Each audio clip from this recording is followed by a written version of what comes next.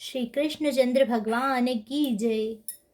आपने पिछली वीडियो में श्रीमद् भागवत गीता महापुराण का प्रथम अध्याय सुना। आज हम श्रीमद् भागवत गीता का पहले अध्याय का महात्म्य सुनेंगे। तो आइए हम शुरू करते हैं। वैसे श्रीमद् भागवत गीता कभी भी पढ़ सकते हैं, यह पुराण आप कभी भी पढ़ सकते हैं, लेकिन श्राद्ध में विशेषकर अपने पितृदेव को अर्पण श्रीमद् भागवत गीता पढ़कर अपने पितृदेव को अर्पण जरूर करें। आइए हम श्रीमद् भागवत गीता का प्रथम अध्याय का महात्म्य सुनते हैं। महात्म्य मतलब जो प्रथम अध्याय है उसके पढ़ने का क्या लाभ होता है वह इसमें दिया हुआ है। श्री पार्वती जी ने कहा, भगवन आप सब तत्वों के ज्ञाता हैं। आपकी कृपा से मुझे श्री विष्णु संबंधी नाना प्रकार के धर्म सुनने को मिले हैं जो समस्त लोक का उद्धार करने वाले हैं। देवेश, अब मैं गीता का महात्म्य सुनना चाहती हूँ, जिसका श्रवण करने से श्री हरि में भक्ति बढ़ती है। श्री महादेव जी बोले, जिनका श्री विग्रह अलसी के फूल की भांति श्याम वर्ण का है, पक्षीराज गरुड़ ही जिनके वाहन है, जो अपनी महिमा से कभी अचित्य नहीं होते हैं तथा शेष नाग की शैया पर शयन करते हैं, उन भगवान महाविष्णु की हम उपासना करते हैं। एक समय की बात है, मूर्दैत्य के नामक भगवान विष्णु शेषनाग के रमणीय आसन पर सुखपूर्वक विराजमान थे।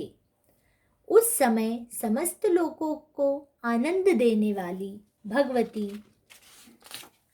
लक्ष्मी ने आदरपूर्वक प्रश्न किया। श्री लक्ष्मी जी ने पूछा, भगवन आप संपूर्ण जगत का पालन करते हुए भी अपने ऐश्वर्य के प्रति उदासीन से होकर जो इस क्षीर सागर में नींद ले रहे हैं, इसका क्या कारण है? श्री भगवान बोले, सुमुखी, मैं नींद नहीं लेता हूँ, अपितु तत्व का अनुसरण करने वाली अंतर्दृष्टि के द्वारा अपने ही माहेश्वर तेज का साक्षात्कार करता हूँ। देवी, यह वही तेज है जिसका योगी पुरुष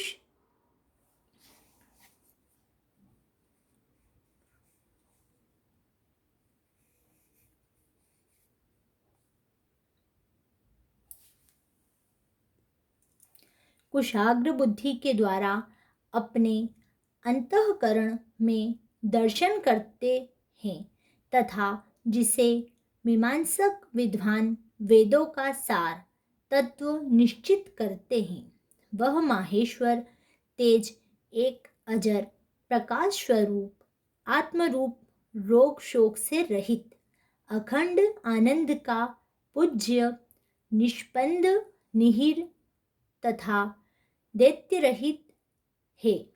इस जगत का जीवन उसी के अधीन है, मैं उसी का अनुभव करता हूँ।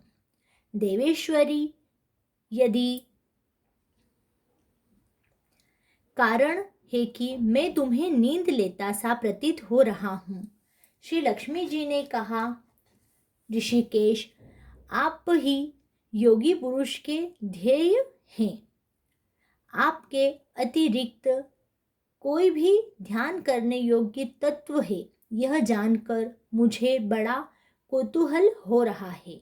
इस चराचर जगत की दृष्टि और संहार करने वाले स्वयं आप ही हैं।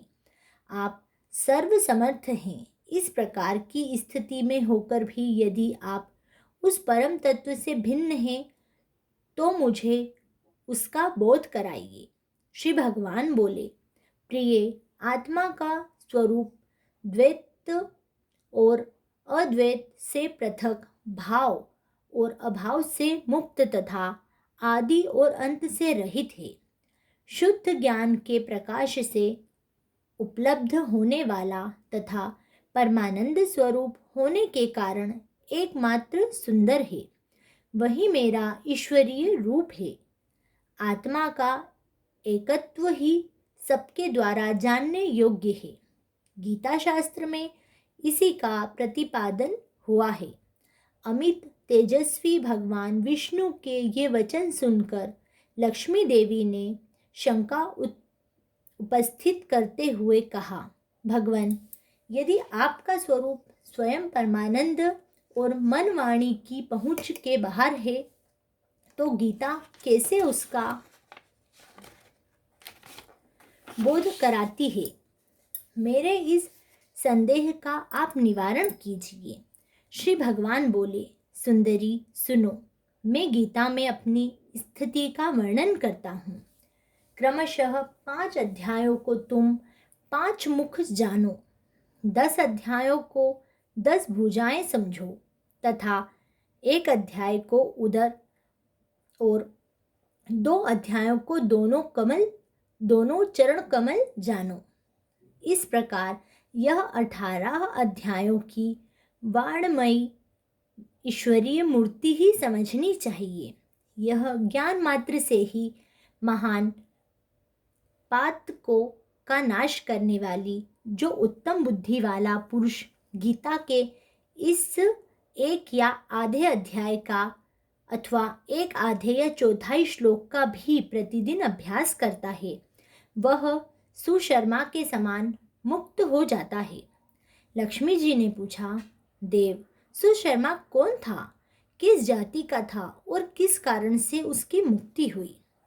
श्री भगवान बोले, प्रिय, सुशर्मा बड़ी खोटी बुद्धि का मनुष्य था। पापियों का वह शिरोमणि ही था। उसका जन्म वैदिक ज्ञान से शून्य एवं क्रूरतापूर्वक कर्म करने वाले ब्राह्मणों के कुल में हुआ था। वह न ध्यान करता था, न जप करता था, न होम करता था और न अतिथियों का सत्कार करता था। वह लंपट होने के कारण सदा विषयों के सेवन में ही आसक्त रहता था। हल जोतता और पत्ते बेचकर जीविका चलाता था। उसे मदिरा पीने का व्यसन था तथा वह मांस भी खाता था। इस प्रकार उसने अपने जीवन का दीर्घकाल व्यतीत कर दिया। एक दिन मूढ़ बुद्धि सुशर्मा पत्ते लाने के लिए किसी ऋषि की वाटिका में घूम रहा था।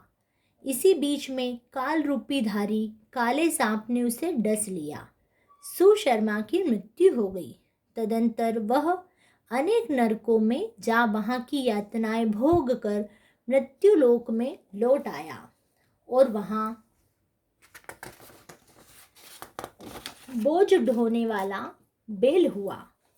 उस समय किसी पंगु ने अपने जीवन को आराम से व्यतीत करने के लिए उसे खरीद लिया। बैल ने अपनी पीठ पर पंगु का भार ढोते हुए बड़े कष्ट से 7-8 वर्ष बिताए। एक दिन पंगु ने किसी ऊंचे स्थान पर बहुत देर तक बड़ी तेजी के साथ उस बैल को घुमाया। इससे वह थक कर बड़े वेग से पृथ्वी पर गिरा और मूर्छित हो गया। उस समय वहाँ कुतूहलवश आकृष्ट हो बहुत से लोग एकत्रित हो गए। उस जन समुदाय में किसी पुण्यात्मा व्यक्ति ने उस बैल का कल्याण करने के लिए उसे अपना पुण्यदान दिया। तत्पश्चात कुछ दूसरे लोगों ने भी अपने अपने पुण्यों को याद करके उन्हें उनके लिए दान किया। उस भीड़ में एक वेश्या खड़ी थी। उसे अपने पुण्य का पता नहीं था। उसने लोगों की देखा देखी उस बैल के लिए कुछ त्याग किया। तदंतर यमराज के दूत उस मरे हुए प्राणी को पहले यमपुरी ले गए। वहाँ यह विचार कर कि यह वेश्या के दिए हुए पुण्य से पुण्यवान हो गया है, उसे छोड़ गया।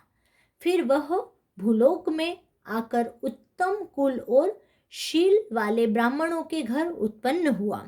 उस समय भी उसे अपने पूर्व जन्म की बातों का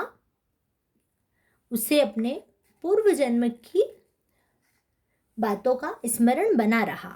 बहुत दिनों के बाद अपने ज्ञान को दूर करने वाले कल्याण तत्व का जिज्ञासु होकर वह उस वेश्या के पास गया और उसके दान की बात बतलाते हुए उसने पूछा, तुमने कौन सा पुण्य दान किया था?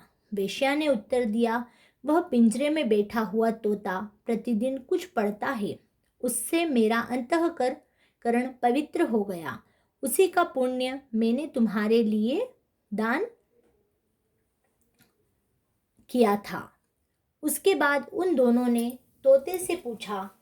तब उस तोते ने अपने पूर्व जन्म का स्मरण करके प्राचीन इतिहास कहना आरंभ किया। शुक बोला, पूर्व जन्म में मैं विद्वान होकर भी विद्वता के अभिमान से मोहित रहता था।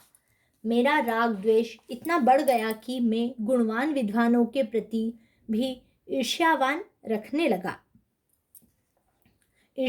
रखने लगा। फिर समयानुसार मेरी मृत्यु हो गई और मैं अनेकों घृणित लोकों में भटकता फिरा। उसके बाद इस लोक में आया। सद्गुरु की अत्यंत निंदा करने के कारण तोते के कुल में मेरा जन्म हुआ। पापी होने के कारण छोटी अवस्था में ही मेरा माता पिता से वियोग हो गया। एक दिन मैं ग्रीष्म ऋतु में तपे हुए मार्ग पर पड़ा था। वहाँ से एक कुछ श्रेष्ठ मुनि मुझे उठा लाए और महात्माओं के आश्रम के भीतर एक पिंजरे में उन्होंने मुझे डाल दिया। वहीं मुझे पढ़ाया गया।